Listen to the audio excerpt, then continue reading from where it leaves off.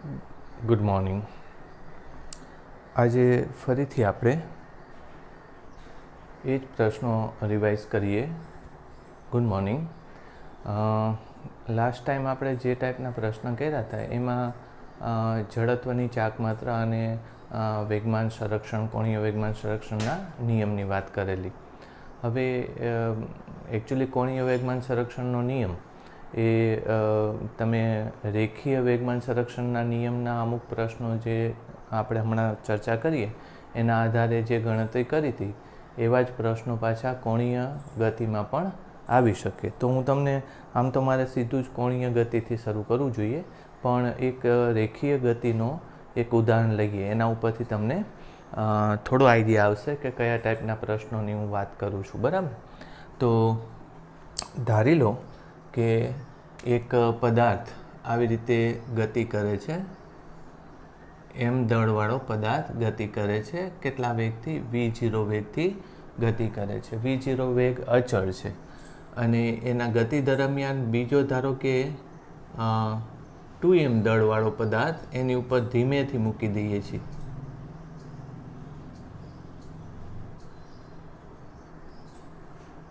બરાબર? ધીમેથી મૂકીએ છીએ તો આ સંયુક્ત તંત્રનો અંતિમ વેગ એટલે vf કેટલો થાય? સંયુક્ત તંત્રનો અંતિમ વેગ કેટલો થાય?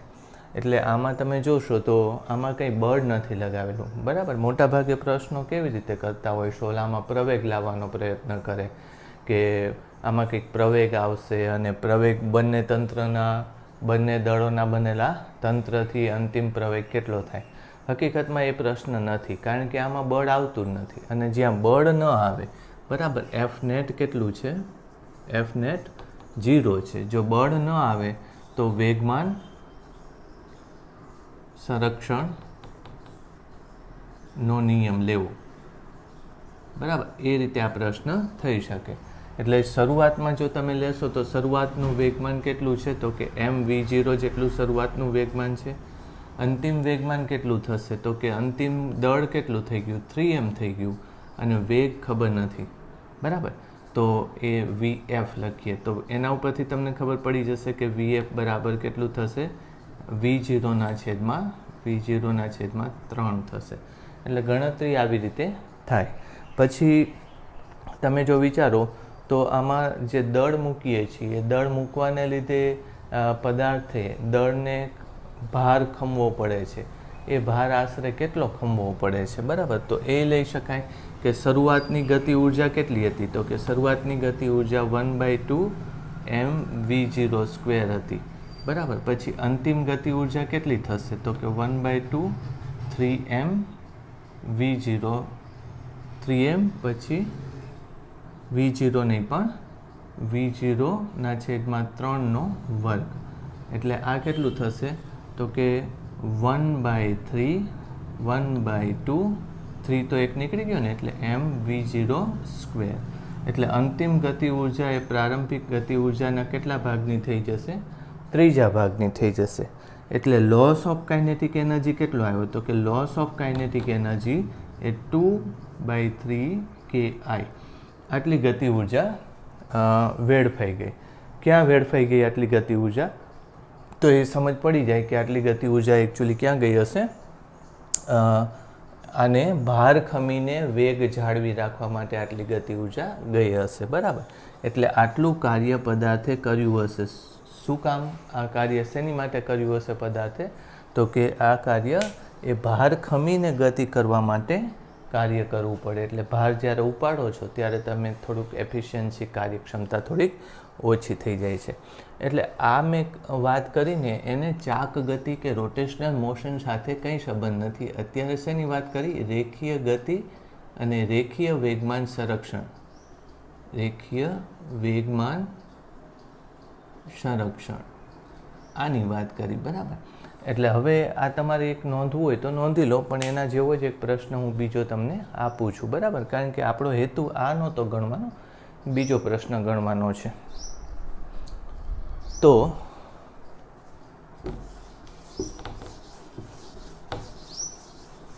હવે એ જે ઓરિજિનલ પ્રશ્ન હતો એ જ પ્રશ્ન હું આપું છું અને એમાં થોડુંક આપણે મગજ લડાવવાનું છે.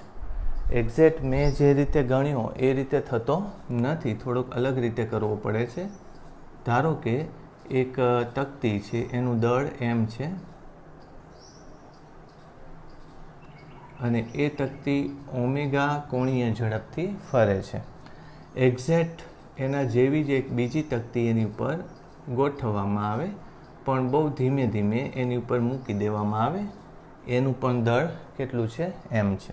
શરૂઆતની કોણીય ઝડપ જો ઓમેગા હોય તો અંતિમ કોણીય ઝડપ એટલે બીજી તકતી ધીમેથી મૂકતા અંતિમ કોણીય ઝડપ કેટલી થાય? બરાબર, આવું કંઈક પ્રશ્ન પૂછ્યો છે. અંતિમ કોણીય ઝડપ કેટલી થાય? હવે અહીંયા બંને તકતી વચ્ચેનું ઘર્ષણ બળ છે નહીં, એટલે ઘર્ષણ બળ કેટલું છે? મ્યુ બરાબર 0. આ ઓરિજિનલ પૂછાયેલો પ્રશ્ન હું તમને આપું છું, એટલે આ મારા ખ્યાલથી જે ડબલ એડવાન્સમાં મેઇનમાં હતો, કદાચ મેઇન જે ડબલ બરાબર આ પ્રશ્ન છે. હવે આ પ્રશ્ન આમ તો આપણને એમ થાય કે ગયો જે પ્રશ્ન કર્યો, આની પહેલાંનો જે પ્રશ્ન કર્યો એની જેમ જ થશે, પણ તમે વિચારો, એટલે આમાં કેલ્ક્યુલેશન કરી લઈએ તો શું થશે. પહેલાં જુઓ તો કે આપણે વેગમાન સંરક્ષણના નિયમ પ્રમાણે, કોણીય વેગમાન સંરક્ષણના નિયમ પ્રમાણે શરૂઆતનું વેગમાન બરાબર અંતિમ વેગમાન થશે. શરૂઆતનું વેગમાન I ગુણ્યા ઓમેગા, અંતિમ વેગમાન I ગુણ્યા ઓમેગા. પ્રારંભિક I1 કહીએ, અંતિમ I2 કહીએ, 1, 2 આવું કહીએ, અથવા તો ઓમેગા અને ઓમેગા f કહીએ. તો આ I1 કેટલું છે? તો કે I1 એટલે m r, આની ત્રિજ્યા કેટલી ગણી લો? r છે. mr²/2 પછી ઓમેગા m. અંતિમ કેટલું થશે? તો કે 2 તકતી આવી જાય છે, તો 2 તકતી માટે કેટલું થશે? તો કે 2m પછી r²/2 ઓમેગા f. આ 2 નીકળી જશે, m નીકળી જશે, r² નીકળી જશે, એટલે ઓમેગા f બરાબર ω/2. એટલે આવું થશે. બરાબર, બંનેની ત્રિજ્યા આપણે કેટલી લીધી? r લીધી. બંનેનું દળ પણ કેટલું લીધું? r લીધું. એમાં ડેટા આપેલો હતો, પણ આપણે ડેટાની જરૂર નથી અત્યારે, એટલે આવી ગણતરી કરીએ. એકચ્યુઅલી આ જવાબ એમાં ઓપ્શનમાં હતો, પણ આ જવાબ સાચો નથી.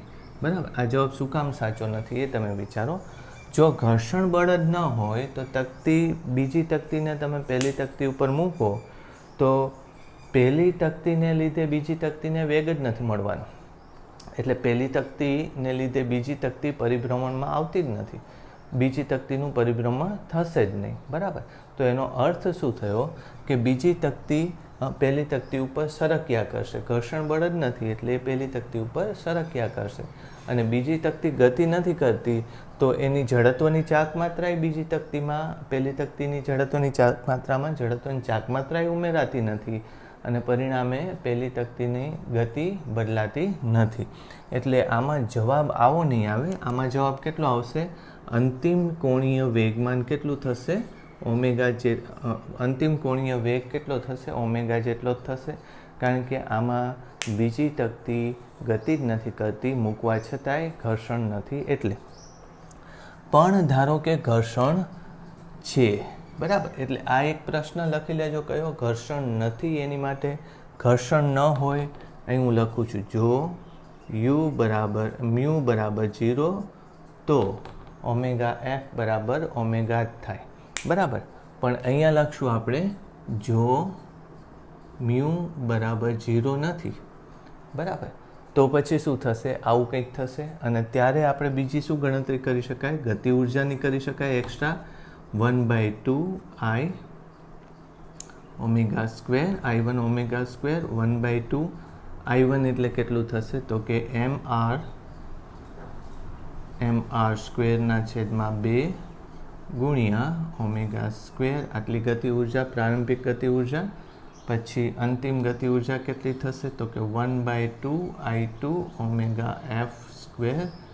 1/2 I2 એટલે 2 mr²/2 ગુણ્યા ઓમેગા એફ એટલે ઓમેગાના છેદમાં 2નો સ્ક્વેર, બરાબર.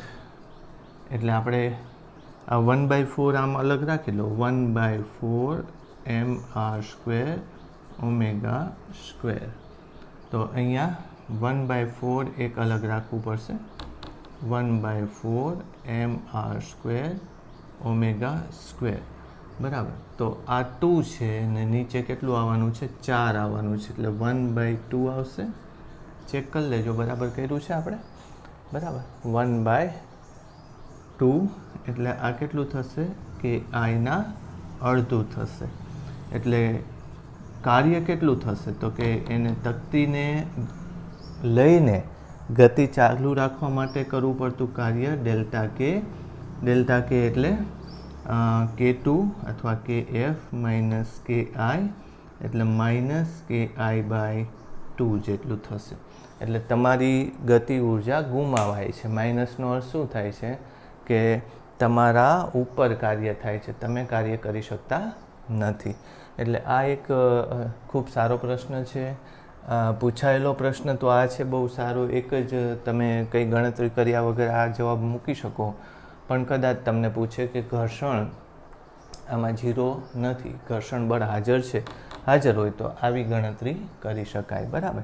પછી ઘર્ષણ બળ ધારો કે અમુક ઘર્ષણ બળની કિંમત અમુક કિંમત કરતાં ધારો કે વધી ગઈ, એટલે જ્યારે આ દિશામાં બળ મળતું હોય ત્યારે ઘર્ષણ બળ એની વિરુદ્ધ બળ લગાડતું હોય. ઘર્ષણ બળ મહત્તમ ઘર્ષણ બળ કરતાં તમારું પેલું ગતિ કરાવનારું ઘર્ષણ બળ જો વધારે હોય તો પાછો પદાર્થ એમાં સરક્યા કરે. પણ આમાં એ સવાલ આવતો નથી. શું કામ નથી આવતો? કારણ કે આમાં ટોર્ક નથી, ઓમેગા છે, બરાબર. ઓમેગા છે એટલે આમાં ટોર્ક નહીં આવે, કારણ કે એની ગતિ કેવી છે, અચળ કોણીય ગતિ છે. એટલે આમાં આપણે ટોર્ક કે બળ લાવવાની જરૂર નથી. એટલે ઘર્ષણ બળને લીધે પદાર્થ સાચે જ ગતિ કરવા લાગશે, બરાબર. આમાં હું જે કહું છું એ તમને જો ન સમજાયું હોય તો ફરીથી એકવાર કહું. આમાં ધારી લો કે આ પદાર્થ આની ઉપર મૂક્યો છે, અહીંયા બળ લગાવો છો F, તો અહીંયા ઘર્ષણ બળ લાગે, બરાબર. પણ જો આ ઘર્ષણ બળ F મેક્સિમમ હોય, યાદ રાખજો કે અહીંયા લાગતા ઘર્ષણ બળ ને અહીંયા લાગતા ઘર્ષણ બળમાં આ F મેક્સિમમ જો થઈ ગયો હોય તો આ પદાર્થ ઉપર F - F મેક્સિમમ લાગે, અને આ પદાર્થને કેટલા બળથી એ ખસે, ખાલી F મેક્સિમમથી જ ખસે, બરાબર. અને જો આ F મેક્સિમમ ન હોય, બરાબર, તો શું થશે તો કે અહીંયા F લખવો પડશે. ખ્યાલ આવ્યો? એટલે આવા પ્રશ્નો 11મા ધોરણમાં હતા કે મહત્તમ પહેલાં તો ઘર્ષણ બળ ગણવું પડે. ઘર્ષણ બળ ગણ્યા બાદ તમે નક્કી કરવાનું કે આ બળ F મેક્સિમમ કરતાં વધારે છે. જો વધારે હોય તો આ વધારે સરકશે, આ ઓછો સરકશે. આની ઉપર ખાલી F મેક્સિમમ બળ લાગશે, એટલા બળથી આ સરકશે. અને જો આ બળ આના કરતાં ઓછું હોય, આ 5 હોય ને આ 2 હોય, તો આ બંને પદાર્થ એક જ બળની અસર નીચે સરકે. એ કયું બળ છે? F, બરાબર. આ 2 એક્ઝામ્પલ લઈ લઈએ. જો Fની કિંમત 2 હોય અને મહત્તમ ઘર્ષણ બળની કિંમત 5 હોય તો શું થશે? તો આ આખું 2 વડે F બરાબર 2 બરાબર m + m સ્મોલ m ગુણ્યા a એવી રીતે સરકશે, બરાબર. તો આવું થશે. અને જો બીજા કેસમાં F બરાબર ધારો કે 5 હોય, F બરાબર 6 હોય, F મેક્સિમમ 5 હોય, તો આ પદાર્થ કેટલા બળની અસર નીચે સરકશે? તો કે F મેક્સિમમ એટલે કે 5ની અસર નીચે સરકશે.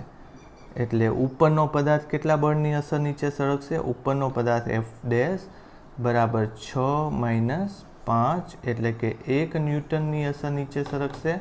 અને નીચેનો પદાર્થ કેટલા બળની અસર નીચે સરકશે? તો કે F મેક્સિમમ 5 ન્યૂટનની અસર નીચે સરકશે. આવી રીતે લખવું પડે. પણ આ અત્યારે આપણો સવાલ નથી, કારણ કે રોટેશનલ મોશનમાં ચાક ગતિમાં આ વસ્તુ આપણે ચર્ચા કરવાની જરૂર નથી. તમારે જો આ આખો પ્રશ્ન જોવો હોય તો 11મા ધોરણની બુકમાં ડાયનેમિક્સમાં, ન્યૂટનના ગતિના નિયમોમાં આ પ્રશ્ન હાજર હશે, બરાબર. પણ આ એકવાર તમે જોઈ લો, બરાબર સમજી લો અને વાંચી લો, બરાબર. એકવાર નોટ ડાઉન પણ કરી લો, બરાબર. રાઈટ.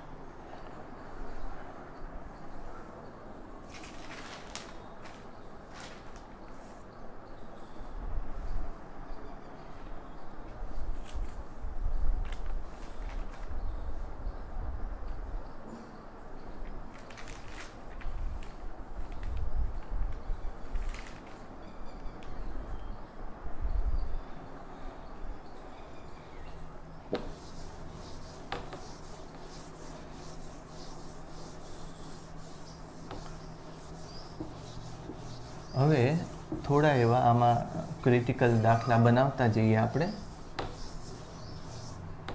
એમાં એક તકતી આપેલી છે એવું સમજો.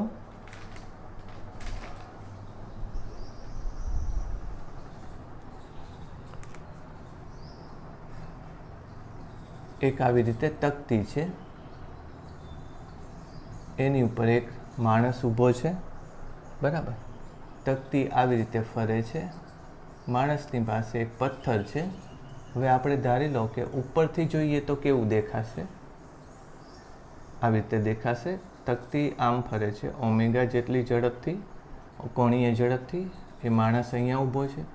માણસ તકતીનું દળ કેપિટલ એમ રાખો, માણસનું દળ સ્મોલ એમ રાખો. તકતીની ત્રિજ્યા આર રાખો, બરાબર. આ આર છે.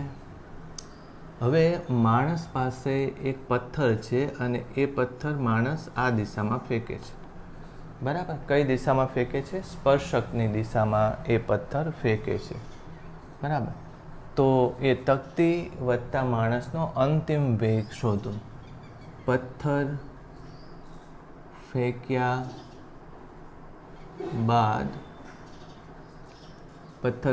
બાદ ઓમેગા કેટલો, બરાબર. હવે આપણે એક પથ્થરનું દળ લેવું પડશે, બરાબર. એટલે એને એમ ડેશ કહેશું. પથ્થરનું દળ કેટલું છે? પથ્થરનું દળ એમ ડેશ છે. વાત સમજાણી? ફરીથી હું કહું છું તમને કે તકતી ઓમેગા જેટલી કોણીય ઝડપથી ફરે છે, અચળ કોણીય ઝડપથી ફરે છે. માણસ એના છેડા ઉપર ઊભો છે, એના હાથમાં એક એમ ડેશ દળવાળો પથ્થર છે. માણસનું દળ સ્મોલ એમ છે, તકતીનું દળ કેપિટલ એમ છે, ત્રિજ્યા આર છે. તો તમને એમ પૂછ્યું છે કે પથ્થર ફેંક્યા બાદ તકતી અને માણસની કોણીય ઝડપ કેટલી થાય. એટલે સૌથી પહેલાં તો એ કે આમાં બળ આવે, પણ માણસ જે આમ ફેંકે છે પથ્થરને એ બળ આવે છે. પણ આખા તંત્રમાં તમે જોવા જાઓ તો તંત્રમાં એ બે બળ જ આવ્યા, બરાબર. એક હું આમ પથ્થર ફેંકું છું તો મેં પથ્થરને આમ ધક્કો માર્યો એટલે આમ તો લંબ પ્રત્યાઘાતી બળ લગાવ્યું, તો એને મારી ઉપર એટલું લગાવ્યું. એટલે જો તંત્રના બળની વાત કરીએ તો એમાં આ બે બળો લેવા પડે. ઘણીવાર શું થાય કે હું આમ કોઈ વસ્તુને ધક્કો મારતો હોય અને એનો પ્રવેગ ગણવો હોય, 10 ન્યૂટનનો ધક્કો માર્યો તો એનું દળ ગુણ્યા 10 ન્યૂટન બરાબર એનું દળ ગુણ્યા એનો પ્રવેગ એમ કરીએ છીએ. એ મને 10 ન્યૂટનથી ધક્કો મારે છે, પણ એનો ધક્કો આપણે ગણતા નથી, કારણ કે એનો પ્રવેગ લેવો છે. તો એની ઉપરનું જ બળ અને એના દળની વાત કરવાની, એના દળ અને પ્રવેગની વાત કરવાની. મારો પ્રવેગ લેવો હોય તો મારા ઉપરનું બળ, મારું દળ ને મારો પ્રવેગ ગણવાનો.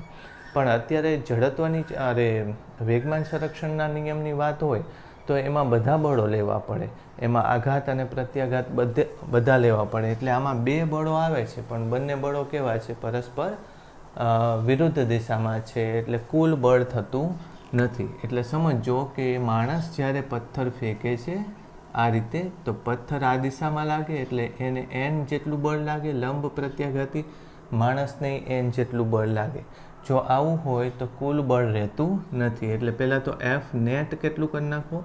0 છે. એફ નેટ 0 છે એટલે law of conservation of angular momentum આવશે, એટલે કે કોણીય વેગમાન સંરક્ષણનો નિયમ લાવવો પડશે. એફ નેટ 0 છે તો એવી રીતે પહેલાં ટોર્કે લાવવું પડશે, બરાબર. એટલે ટોર્ક પણ 0 છે. ટોર્ક 0 શું કામ છે? કારણ કે આમાં જે બળ લાગે છે એ બળને લીધે ટોર્ક લઈએ તો આર ક્રોસ એફ લેવાનું થાય.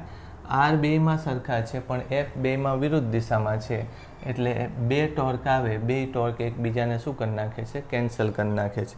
એક આ દિશાનું ટોર્ક, આ બળને લીધે ટોર્ક, બીજું ઉપરના બળને લીધે ટોર્ક, એ ટોર્ક 0 આવે. એટલે આમાં રેખીય વેગમાન એફ નેટ 0 છે, છતાંય રેખીય વેગમાન સંરક્ષણનો નિયમ ન લઈ શકાય. શું કામ? કે રેખીય ગતિ નથી થતી. આની કેવી ગતિ થાય છે? ચાક ગતિ થાય છે. એટલે વિચારવાનું તો આપણે કયું આવે? ચાક ગતિ અથવા તો કોણીય વેગમાન સંરક્ષણના નિયમની વિચાર કરવાનો આવે. તો હવે આમાં જોઈએ કે જો ટોર્ક 0 હોય તો I1 ઓમેગા 1 બરાબર શું થાય?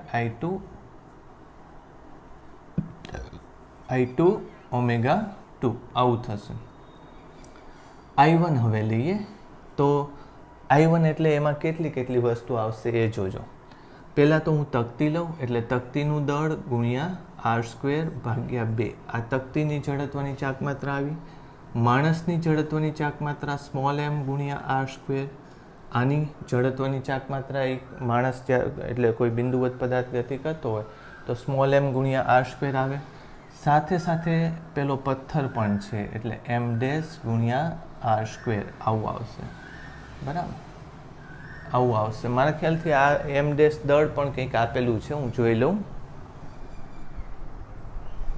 નહીં, આ જ રીતે છે, આ જ રીતે છે. બરાબર, ઓકે. અને શરૂઆતનું કોણીય વેગ આટલો થશે. બરાબર, એટલે આમાંથી જો તમારે અલગ તારવવું હોય તો તારવી શકાય. શું લઈ શકાય? તો કે કેપિટલ M ના છેદમાં 2 plus small m plus m dash ગુણ્યા ઓમેગા r².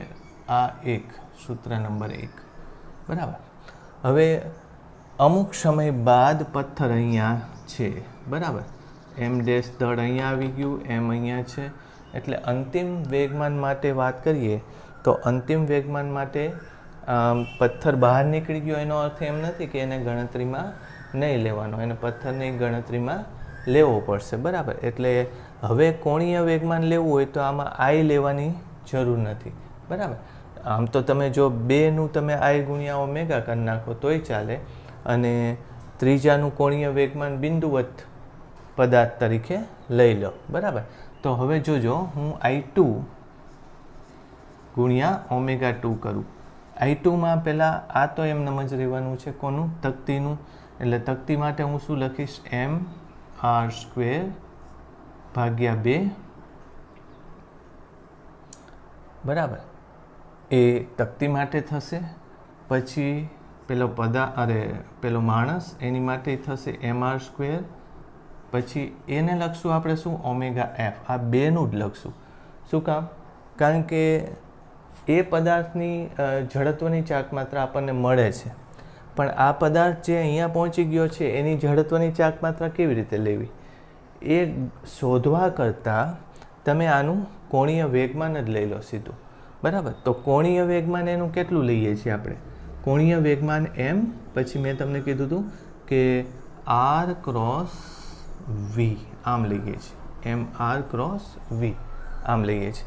હવે તમને એમ કીધું છે કે પથ્થર કેટલા વેગથી ફેંક્યો છે? v0 વેગથી ફેંક્યો છે. એટલે આ વસ્તુ લેવી પડશે, m dash r cross v. હવે હું એને પહેલાં સાદું રૂપ આપી દઉં, પછી vની આપણે વાત કરશું.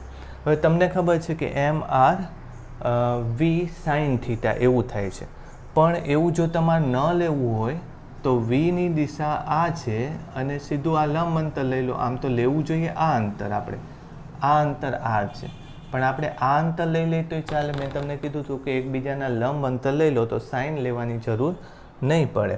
એટલે r આમ છે, v આમ છે, બે વચ્ચેનો ખૂણો આ થીટા થાય તો આ થીટા થાય, તો આ 90 માઇનસ થીટા થાય. એટલે cos 90 માઇનસ થીટા એ આ દિશાનો ઘટક, સાઇન 90 માઇનસ થીટા એ આ દિશાનો ઘટક, cos 90 માઇનસ થીટા એટલે સાઇન થીટા આવી જાય સીધું જ. એટલે મેં તમને કીધું કે આ r અને આ v લેવા કરતાં તમે આ r અને v લઈ લો અને સાઇન ન મૂકો. એટલે અહીંયા જો હું લખીશ તો શું થશે? m ડેશ r નહીં લખું, એની જગ્યાએ શું લખીશ? કેપિટલ R લખીશ અને v લખીશ. બરાબર, હજુ આમાં થોડીક ગડબડ છે. એકવાર થોડું સાદું રૂપ આપીને મૂકી દઈએ આપણે. m/2 plus small m r²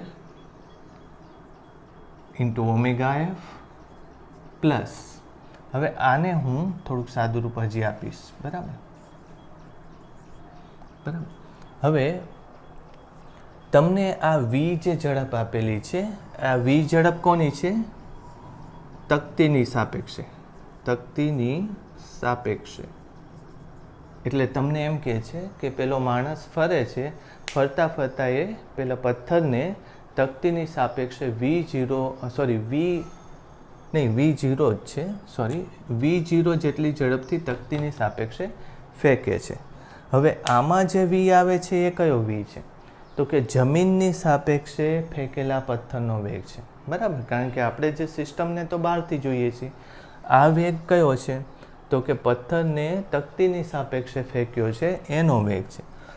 અહીંયા જે મેં વી લીધો છે એ પથ્થરનો જ વેગ છે, પણ જમીનની સાપેક્ષે છે. એટલે આપણે એ થોડુંક સુધારો કરવો પડશે. તો કે તકતીની સાપેક્ષનો વેગ બરાબર તકતીનો વેગ બરાબર માઇનસ પથ્થરનો વેગ. આવું થાય. તકતીનો વેગ શું લેશો? અત્યારે એને પ્લેટ આમ લખી લઈએ. બરાબર. તકતીનો વેગ માઇનસ v0. હવે આપણે આ જે લેવો છે, મારી ભૂલ થઈ, ફરીથી હું આમ લખું. Velocity of stone with respect to plate બરાબર is equal to velocity of stone minus velocity of plate. ચાલો, velocity of stone with respect to plate એટલે કે પથ્થરનો પ્લેટની સાપેક્ષનો વેગ આપેલો છે, તકતીની સાપેક્ષનો વેગ આપેલો છે v0. પછી વેલોસિટી ઓફ સ્ટોન એ ખબર નથી કોની સાપેક્ષે? જમીનની સાપેક્ષે, એટલે v લખી નાખીએ. Velocity of plate, velocity of plate આપણે આ બિંદુનું લેવાનું છે, પણ એની કોણીય ઝડપ આપેલી છે. તો આ બિંદુની રેખીય ઝડપ કેટલી થાય? તો કે ઓમેગા ગુણ્યા r. સમજ પડી? વેલોસિટી ઓફ પ્લેટ, આની પ્લેટની ઝડપ, પણ કઈ જગ્યાએ? જ્યાં માણસ ઊભો છે ત્યાં, કારણ કે પ્લેટની બધી જગ્યાએ ઝડપ જુદી જુદી થાય છે. તો માણસ ઊભો છે ત્યાં એની પ્લેટની ઝડપ કેટલી થાય? ઓમેગા r થાય. એટલે જો હું v લખું તો v બરાબર v0 પ્લસ ઓમેગા r આવું થશે. એટલે એને મારે આમાં મૂકવું પડશે. m/2 m r² omega f